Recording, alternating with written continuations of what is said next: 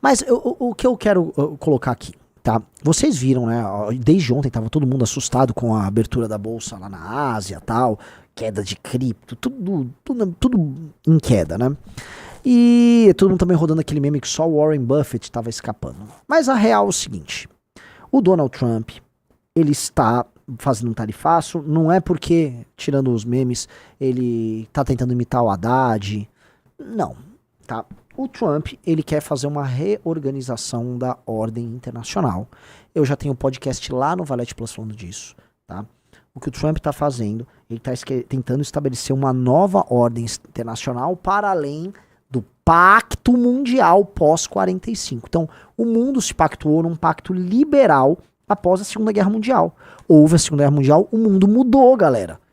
E aí o mundo mudou, o mundo daqueles estados-nação, discutindo raça e território, a briga do mundo comunista com um soberanismo identitário europeu, fascismo, nazismo, aqueles fenômenos muito particulares, a ascensão dos Estados Unidos, que já era a maior potência do mundo, já era o pai mais rico do mundo, mas ainda não tinha sido declarado pelo mundo. Ei, são esses caras que mandam, né? Os Estados Unidos saem da Segunda Guerra basicamente avisando, ó, galera, quem manda aqui sou eu, tá legal? Quem manda aqui sou eu. Só que quando ele fala quem manda aqui sou eu, ele não adota uma postura imperialista clássica como a postura dos europeus. Não. Ele não adota a postura dos impérios europeus. Ele cria um novo mundo. Um mundo que ele influencia através do soft power, que ele impõe o dólar como moeda global, todo mundo tem que fazer transações em dólar. Um mundo muito diferente. Então ele não saiu por aí fazendo conquistas territoriais. Mas ele espraiou o American Way of Life e ele criou, vamos dizer, relações entre as próprias nações dentro de termos profundamente americanos. E aí ele derrota a União Soviética ali na Guerra Fria, declara, não, acabou, a história acabou, o mundo será uma democracia capitalista, e na verdade o mundo não se tornou isso. E o que a gente está vendo agora, anos depois, é a ascensão da China, que usa um regime que é eminentemente capitalista, em grande parte do seu modelo econômico, com participação estatal, claro, mas joga o jogo do capital, e regimes que não são democráticos. Os regimes asiáticos não são democráticos. Você tá pegando, cara, pessoas altamente organizadas e conscienciosas. Isso precisa ser dito, que a ascensão da Ásia é sobre isso. Pessoas organizadas, muito conscienciosas, ou seja, autodisciplina, regime de trabalho muito bom, capacidade de trabalhar o seu dia de maneira organizada. Pessoas que são verdadeiramente muito inteligentes, tá? A gente precisa colocar o chinês, assim como qualquer um do leste asiático, é a região do mundo com pessoas mais inteligentes, na média, tô falando média de QI aí, porque eles testam, eles podem fraudar, até pode ser que fraude, mas assim, eles realmente são inteligentes. Então você pega o leste asiático, Coreia, Japão, China, complicado ali. E você tem um regime de mercado, de economia e tal, países organizados, limpos, arrumados, capacidade de investimento, sem a China, no caso, sem as vicissitudes e os problemas naturais da democracia, esse regime cresce e começa a fazer sombra para outrora única potência americana. A potência americana se mesclou com esse mundo liberal e com esses fluxos de capitais, aí você criou assim o Partido Democrata como ele representante deste mundo livre, né? Que é o mesmo mundo woke que a gente fala, né? E que vocês às vezes vão ver críticas assim, Ucrânia, União Europeia e democratas. O Biden apoia a Ucrânia, União Europeia, mas a direita agora apoia o Putin. Em grande medida, a ruptura que a classe média americana fez, que foi a classe média americana que tocou isso, a ruptura da classe média americana com esses ditames liberais pós-guerra, ela se dá através do Trump, e eles estão rompendo com tudo. E aparentemente ele quer romper com esse jogo, que ele considera um jogo ruim para essa classe média. E mais, num mundo que vai ser bastante conturbado, por quê? Porque a China será potência, fato, potência industrial, bélica, econômica. E Estados Unidos, né, uma potência que não quer perder sua força. Isso acaba gerando o que eles chamam, né, na análise política de armadilha de Tucídides, que é a relação de tensão que existe entre uma potência estabelecida e uma potência em ascensão. No caso, a potência estabelecida era Esparta, por Tucídides, e a ascensão era Atenas, que estava fazendo a liga das cidades ligadas a ela, levando democracia ali pro Mar Egeu e tal. Na prática, tá? É uma relação conturbada que antecede uma guerra. E essa relação conturbada está se agravando. Você está vendo as primeiras reações duras dos Estados Unidos com relação ao estabelecimento da China como potência, e isso se dá de uma maneira muito dinâmica, porque envolve todos os aliados, envolve a Europa, que é aliada americana, e o Trump tá mudando essa linguagem política, e o Trump tá fazendo isso, e ele não vai voltar atrás. A não ser que ele vá lá, veja que ele vai ter um dano político muito claro agora, não parece ser o caso que ele vai voltar atrás. E por que não parece ser? Porque essa é uma política fundamental do governo dele, e o governo dele, aparentemente, tá, foi eleito para fazer isso. O governo Trump foi eleito para fazer isso. Saiu, eu vou mandar aqui pro Riso, saiu até uma pesquisa que vai mostrar um negócio para vocês que vai surpreender muita gente. Mas que assim, o eleitor do Trump não tá exatamente chateado com o tarifaço. Cadê? Ó, vou mandar aqui pro Riso. Tira um print aí bota na tela, né? O nosso grande amigo Orlando mandou. O eleitor do Trump não tá preocupado com o tarifaço, por enquanto. Ainda que vamos dizer, essa queda na bolsa e tal, isso influi diretamente na poupança da classe média americana. Ó, tá aí na tela. Ó, pesquisa. Tarifas dos Estados Unidos sobre bens importados. Público em geral. 52% a favor, 48% contra. E eleitores do Trump, Riso. Favor 83% contra 17%. Vocês entenderam, né? Vocês entenderam? A população americana, no começo, está endossando o presidente. Porque ele está fazendo aquilo que ele se propôs na campanha. Ele nunca escondeu que ele iria nessa linha. Ele já estava falando em ser protecionista e não é de hoje. A novidade que eu preciso colocar é que algumas pessoas que você jamais esperaria que adotariam esse discurso vão adotar. E eu já falei aqui antes. Quem assiste análises anais viu eu falar antes. Digite 1. Vocês viram quando eu falei, ó, o Peter Thiel, o grande Peter Thiel, o empresário Peter Thiel, um dos maiores investidores, dono da Palantir, ele avisou que o Trump precisaria colocar tarifas, sim, para proteger os swing states, que são aqueles estados em disputa, Michigan, Minnesota, essas porra aí, Pensilvânia, para que ele, ao garantir esses caras, ele garanta a reeleição e tenha 8 anos para tocar isso. Eu falei que o Peter Thiel falou isso no final do ano passado. Você lembra, Riso? Você já fazia live comigo. O Peter Thiel deu uma entrevista fundamental e falou isso. Pois bem, ora, essa pesquisa aqui vai nessa linha. Se os estados desses tais swing states, Pensilvânia, Michigan, todo aquele lugar que eles chamam de Rust Belt, eles sentirem os efeitos econômicos, por exemplo, que se dariam no aumento da produção, já que tem indústria lá, de diversos setores ali, e aumentar a taxa de emprego e aumentar a renda dessa classe média que mora lá, ele garante, dado o sistema eleitoral americano, a vitória republicana para as próximas eleições. E tem algumas coisas que têm implicações, né? Vamos supor, tá caindo a bolsa. Pode ser que as pessoas com a bolsa em queda comprem títulos americanos. Isso diminui os juros, né? Isso aumenta a capacidade de investimento ali nos próprios Estados Unidos. Isso faz com que com a tarifa, mas isso vale a pena produzir nos Estados Unidos. Entendeu? Pode ser que isso ocorra. Se ele tiver um efeito político que é se tornar hegemônico nos swing states, mais os estados tradicionais americanos, meu amigo, o Trump, nem sei se ele pode concorrer, né? Não sei se ele manejaria para... Mas assim, o Vance ou qualquer um que seria o próximo candidato, está eleito. E aí eles têm 8 anos para inverter a ordem global, porque eles vão mudar a ordem global. O que eles estão propondo é isso. Você vai ler os autores que ficam sendo citados por eles. Se vocês acompanharam aqui, né, que a gente já escreveu sobre Curtis Yarvin, esses caras estão falando de um mundo muito diferente. O Curtis Yarvin, se você for ver ele no Twitter, se você for ver agora o Telegram dele, tá lá defendendo essa medida pra caramba. Mesmo que o Musk não esteja gostando. Pro Musk não tá legal essa história. O que ele tá perdendo em termos de valuation na bolsa é gigantesco. Um cara falou, eu vi o Pedrão Tomates falando que ele está fazendo isso pensando em cair o dólar para ele dar calote na dívida americana, que é em dólar. Eu não vejo desta maneira, tá? Eu acho que muita coisa pode se alterar. Eu acho que ele tá gerando uma bomba relógio para a China. Né? Vai obrigar a China a ter que aumentar as relações comerciais dela com outros países. Né? A China vai ter que depender de outros países para não depender dos Estados Unidos. E mais, a China tem um cenário em que ela vai ter que eventualmente aumentar a relação dela com a Europa. Porque se os Estados Unidos são o maior mercado consumidor do mundo, qual é o segundo? União Europeia. Ali para eles, chineses, né? E aí a Europa fica como? A Europa, pra mim, ela tá sob pressão. A Europa, por enquanto, é o maior perdedor disso aí. Os Estados Unidos estão jogando a Europa no buraco. E aqui entre nós, cara, joga a Europa no buraco mesmo. Joga a Europa no buraco. A gente, nós, brasileiros, vamos falar do interesse do brasileirinho aqui. Ganhamos nada com essa porra, né? Ok, exportamos lá e tal, mas lembremos sempre que nós temos um inimigo natural na França de Macron. Que tô com um pouquinho de brincadeira, mas é um inimigo natural mesmo. A Europa, cara, a Europa é uma defensora dessa ordem liberal abjeta, no sentido das fronteiras abertas. É um continente em autodestruição, então eles ficam vendendo pro mundo a autodestruição. Né? São promotores internacionais dessas agendas esquisitíssimas, né? Ficam lá o tempo todo só falando de energia verde, fronteira aberta, energia verde, fronteira aberta e tal.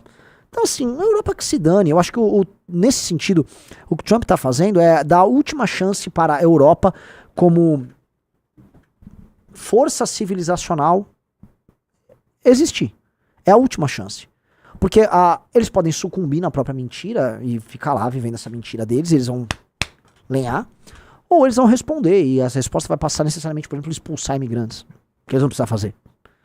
Agora, né, realmente não sei o que vai acontecer com a Europa. O que eu sei é que o Trump ele vai querer criar um novo regime de relações entre os países aliados, ou seja, acho que ele vai ter um sistema de quase de nações vassalas dos Estados Unidos da América. Acho que é quase inegável que o Canadá vai ter que cair nesse status por ser um vizinho direto. Eles vão precisar de população, território, recursos naturais para fazer frente à China até o fim do século XX. E não mais da ficção chamada livre mercado. Eu chamo de ficção aqui não porque eu não acredite que as trocas voluntárias... Eu acredito. Mas eu acredito que o ser humano, ele não vive só para isso. A história humana é a história de guerras, de sofrimento, de dor, de tomada territorial. Lembremos que Cartago era uma potência econômica talvez maior do que Roma. Provavelmente maior do que Roma. Cartago era uma força econômica maior do que Roma. Mas o arranjo militar romano era superior. O que aconteceu quando as duas nações entraram num embate? Não foi o sistema de trocas que venceu. Foram as legiões romanas que venceram e depois eliminaram do mapa os cartagineses. Eu volto lá, eliminaram. Eles fizeram um genocídio com os cartagineses. E às vezes a gente esquece que força conta. Que é muito bacana o comércio, a troca, mas se você tomar uma bomba na cabeça, se você não tiver como se defender, você acabou. Você não tem o que trocar, porque você não existe mais. Ou você foi escravizado. O que eu tô falando é que as pessoas, por conta da ficção pós-45, as pessoas criaram ilusões de um mundo livre que vai ser baseado em acordos e tratados e que isso se... Não, cara. A famosa história do nó gordo do Alexandre, você já viu aqui essa história, né? Que o Alexandre vai pra Ásia Menor, aí tinha um nó, um lugar, um nó com uma corda enorme, que ninguém conseguia desatar o nó, né? E o homem que desatasse o nó, não sei se seria um grande rei, tem que ver o que era o prêmio por desatar o nó górdio, né? Todo mundo, quem desata, como tira esse nó? Era um grande nó, todo amarradão. O Alexandre vai, olha, é isso, aí ele pega a espada dele e corta a corda. E acabou o nó górdio. Não tinha mais nó górdio nenhum, entendeu? No fundo, os arranjos complexos que todo mundo fala, pode vir a força e destruir tudo. Porque a força, antes de tudo, é um poder destrutivo, e o poder de destruir é maior do que o poder de construir. E aí entra um elemento, os Estados Unidos, eles se mantêm também, não apenas por serem o soft power do mundo, o mundo negociar em dólar, por terem tecnologia e tal, mas por serem um poderio militar invejável. Eles têm um poderio militar invejável. Eles são muito superiores, e eles estão hoje num estágio em que eles ainda são a maior potência econômica, em que eles são a maior potência tecnológica e eles são a maior potência militar. Eles estão numa posição que lhes permite agora novas negociações olhando para o mundo futuro. E eles vão usar a força se necessário. Se não usar a força, eles vão colocar a força na mesa para negociar as melhores posições possíveis para eles. E a gente vai ter que se adaptar a esse mundo.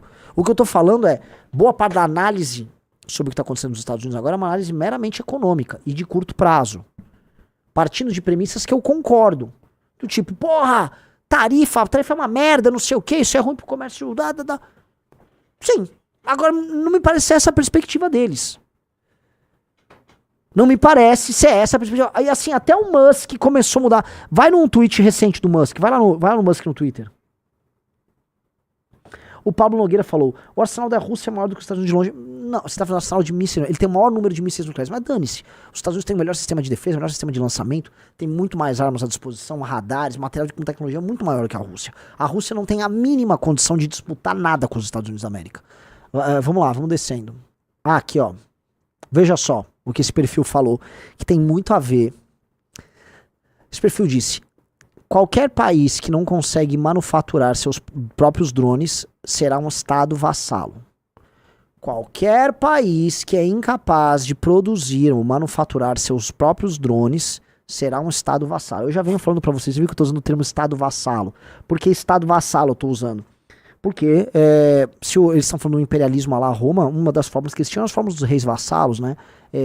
Herodes era um rei vassalo dos romanos, né? Você tinha reis vassalos, é um rei que se estabelece ali, mas ele obedece ao imperador, né? O Milei e o Bolsonaro estão doidinhos para serem vassalos do Trump. Então, o Bolsonaro instala uma base aqui. O soberanista, o suposto patriota Bolsonaro mandando o Trump instalar uma base no Brasil. Isso é humilhante, né? Isso mostra só, né? Mas tudo bem, não quero ficar xingando esse débil mental, porque eu vivo, infelizmente, num país que, se eu falar mal dele, vai aparecer uns retardados. Então, o que eu faço, né? Eu apenas aceito que eu tô cercado de mongoloide, né? Mas o que o Trump, o Musk concordou. Ora, não é só sobre manufaturar drones. Para você ter uma cadeia de produção de drones, você tem que ter produção de todo tipo de insumos, e que para essa cadeia ser eficiente, eles têm que produzir outras coisas além disso. Vocês entendem um pouco o que eu tô falando? Porque às vezes as pessoas falam, eu vou produzir muitos drones, mas às vezes para você ter, sei lá, você precisa ter os semicondutores, você precisa ter uma indústria plástica que tem escala para produzir isso, você tem que ter materiais especiais, tem que ter uma indústria ligada, você tem que ter uma indústria rica de produtos não bélicos para você ter uma escala tão grande de material humano, capital instalado, tecnologia e escala de produção, inclusive de uso desses insumos de matéria-prima, de modo a poder produzir esses artigos de guerra com alto volume, né? Um exemplo, na Segunda Guerra Mundial, várias fábricas de automóveis norte-americanos, elas se transformaram em fábricas de tanques e aviões de guerra, usando suas instalações. Eles pegaram aquelas instalações e remodelaram. Então você tem que ter plantas, tem que ter indústria instalada, porque com planta, indústria instalada, você tem uma capacidade de preparar material de guerra alta. E o mundo vai passar por uma corrida armamentista. Na verdade, o mundo já está passando. Hello! A Europa toda quebrada vai passar por uma corrida armamentista. A China já tá, a China sabe que ela tem que melhorar os porta-aviões dela, que são uma bosta. A China sabe disso. O Japão já começou. Todo mundo tá passando por uma corrida armamentista. Enquanto isso, o Brasil, a DPF da favela, com medo de enfrentar o filho do Marcola. O Brasil é uma merda, o Brasil é uma desgraça, né? Mas sim, os Estados Unidos sabem, e todo mundo que acompanhou a pandemia viu a dependência que os Estados Unidos e o mundo tinha das manufaturas chinesas para respiradores e produtos de toda sorte, né? Se você for pegar remédio, até tava discutindo hoje lá na missão, remédios, né, farmacêuticos de toda sorte dependem da Índia e da China para produzir. Então os Estados Unidos não têm autonomia em várias áreas. E olha que eles sempre foram preocupados historicamente em ter autonomia em muita coisa, em matéria-prima, petróleo. Eles fizeram, vamos dizer, armazenamento de recursos, de metais raros, de petróleo, de toda sorte ali. Agora, eles perderam a indústria. Então, nesse mundo que está pintando, ter indústria é importante. Ainda que isso não significa que que você será necessariamente mais rico ou que vai ser melhor para as nações, vai ser melhor para o comércio global. Eu acho que não. Eu tô com uns liberais nisso. Por isso que eu quero fazer esse debate com a galera lá no News, mas não um debate aqueles debates de xingamento que fica vindo. Aliás, eu vejo cada vez mais um esgotamento do modelo de debate. Eu nunca fui fã de assistir esses debates na internet, né? Ainda mais o MBL, sempre participou muito, mas eu sempre achei... Porque no fundo é uma guerra de insultos e hoje cada um chega pro seu próprio bloco e fala, ganhei, né? Salvo alguns casos, o caso do Arthur com o Meteoro, foi bem claro. O caso agora de um comunista com o Pavanato, foi bem claro. Tem uns caras, mas assim, você sai perdendo assistindo essas coisas. Eu quero fazer um debate, tipo assim, um debate real, de pessoas que não estão indo lá se ofender, uma discussão legal, divertida, pessoas abertas a serem convencidas, pra gente entender o que os Estados Unidos estão fazendo. E antes de tudo, antes de falar se é bom ou ruim pro Brasil, ou bom ou ruim pro mundo, foda-se se é bom ou ruim pro mundo. Essa discussão ninguém tá preocupado. A discussão é uma estratégia inteligente do Trump e é uma estratégia inteligente para o futuro dos Estados Unidos. Acho que é isso que a gente precisa discutir, porque no fundo é isso que todo mundo quer saber, tá? E eu acho que isso aí nós precisamos entender, até para entender a posição brasileira nisso. Isso tem a ver, inclusive, com o livro amarelo. Como o Brasil se adapta num cenário desse? Porque, naturalmente, para os Estados Unidos, seria muito melhor para eles distribuir a produção industrial fora dos Estados Unidos em nações amigas. Porque o problema da China para os Estados Unidos não é que a produção industrial deles foi parar fora do território americano. Não, ela foi parar justamente na nação que compete diretamente com os Estados Unidos. E mais, esses caras não são trouxas, os chineses são muito bons. Gostemos ou não, tá? O Partido Comunista Chinês é corrupto, deve ser e tal. Os caras trabalharam bem. Gostemos ou não, os caras trabalharam bem. Então, os Estados Unidos, entregou e acharam o quê? Que os chineses não iam fazer a corrida deles? Ora, em todos os setores que os chineses se propuseram a disputar com os Estados Unidos, eles estão disputando de igual para igual. Estou falando de alta tecnologia. 5G eles até passaram, mas vamos para a bateria e carro elétrico. Eles entraram na briga lá com o Musk e estão ali, ó. E eles têm escala, né? Mas estão aqui, celulares... Passaram já, Musk? Em muitas... Já deixaram o Musk pra trás. A BYD tá botando a Tesla pra mamar. Sim, sim. E aí, cara, assim, estão achando que o chinês era trouxa? O Spengler falava que, acho que é no Homem à Técnica, tá? O russo, se estiver assistindo aqui, por favor, me corrija, mas acho que é no Homem à Técnica, o russo, que há um erro, né, do homem ocidental em entregar a tecnologia pro Oriente. Né? Foi dado as ferramentas de guerra pro Oriente. Né? A grande revolução tecnológica do Ocidente foi parar no Oriente, e o Oriente tem escala. E aí? Porque entendam, tá? No fundo, cara, a guerra da humanidade é sobre aqueles dois grandes povos que nunca se encontraram, né? No fundo, Roma e China nunca se encontraram pra brigar.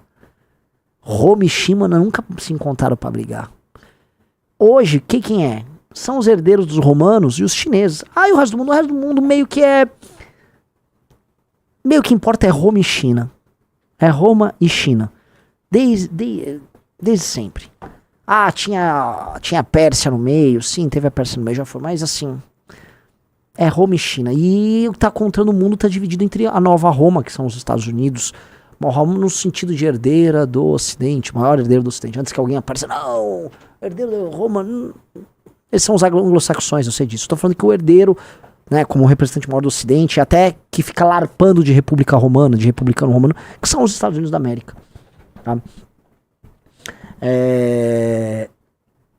O Rafael falou, tu escuta esse papo e lembra o Brasil e o Edinaldo. Exato. Antes que vocês pensem, não, mas como o Brasil entra? O Brasil é o Edinaldo, galera. O Brasil entra assim, você vai pegar uma cabeça, amplia ela bastante, vai pegar uma caixa d'água, e aí você vai pegar assim, como nós vamos aí? Como nós vamos aí? É isso, um Edinaldo. É isso aqui, ó. Veja a cara do Brasil diante dessa questão. O Brasil tá olhando assim pra essa questão, tá? É assim, o Brasil tá... Me paga umas prostitutas aí. Paga umas putas aí. Me paga umas putas.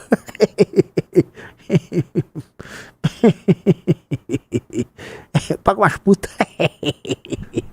É isso, entendeu? Infelizmente, né?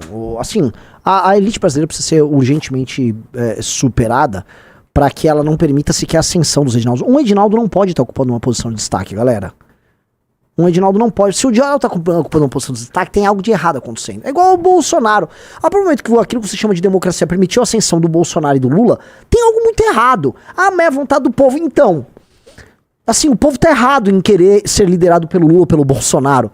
Ou a CBF está errada. Você imagina dirigentes de todos os estados do Brasil e todos os times de futebol, inclusive as SAFs bem administradas e tal, eles decidiram por bem colocar o Edinaldo no comando. Por muito que um Edinaldo chega no comando da CBF, ou que o Bolsonaro ou o Lula são presidentes da República, que o Hugo Mota é presidente da Câmara, que o Alcolumbre é presidente do Senado, algo de muito errado aqui. Aqui tá muito doente, muito doente. Isso aqui é... Então, isso nem... A gente nem faz... Eu tô contando essa... Né, voltando aqui, então, essa questão. estão tentando refundar não só os Estados Unidos, mas o mundo sob uma outra ordem, tá? E eu acho que é uma das medidas mais ambiciosas que a política americana já fez, que a direita americana já fez, com certeza é tudo muito novo. E eu acho que as pessoas não estão prontas ainda para discutir isso. E como elas não estão prontas para discutir essas coisas, a gente vai ver muita besteira em termos de análise. E acho que as pessoas precisam se ater, assim, vamos atrás dos eleitores, vamos atrás dos pensadores, vamos atrás do que vem sendo discutido por essa novíssima direita americana. Porque tem coisa muito nova rolando.